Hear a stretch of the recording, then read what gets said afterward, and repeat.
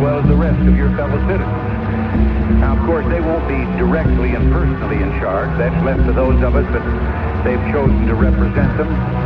Secretary Marsh, who is here, Secretary of the Army.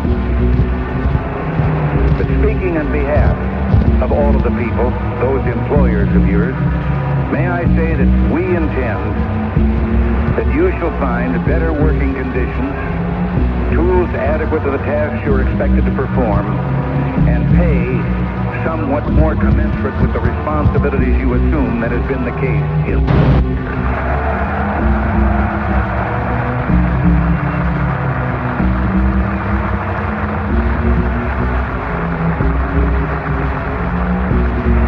Now, you may have heard rumors to the effect that increasing government spending is not something I'm prone to do.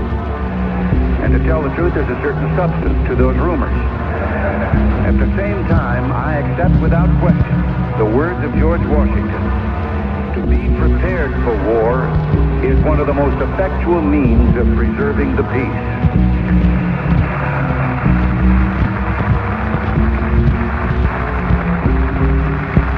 Now, in spite of some things you may have heard, he didn't tell me that personally. Still, I'm in full agreement. But let me seriously speak about your employers.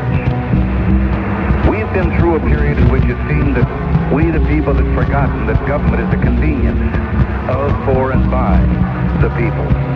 And while we were busy with our own affairs, government began to grow beyond the consent of the governed. Its growth was nourished by an ever larger share of the people's earnings that it took by taxation, which became more and more confiscatory.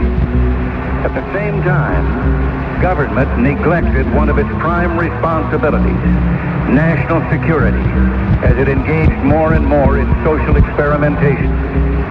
Our margin of safety in an increasingly hostile world was allowed to diminish, and for a time it seemed that there was an erosion of respect for the honorable profession that you have chosen.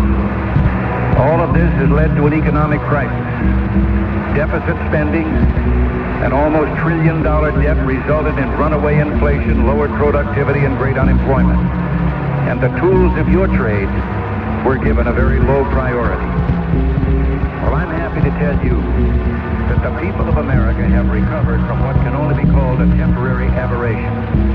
There is a spiritual revival going on in this country, a hunger on the part of the people to once again be proud of America, all that it is and all that it can be.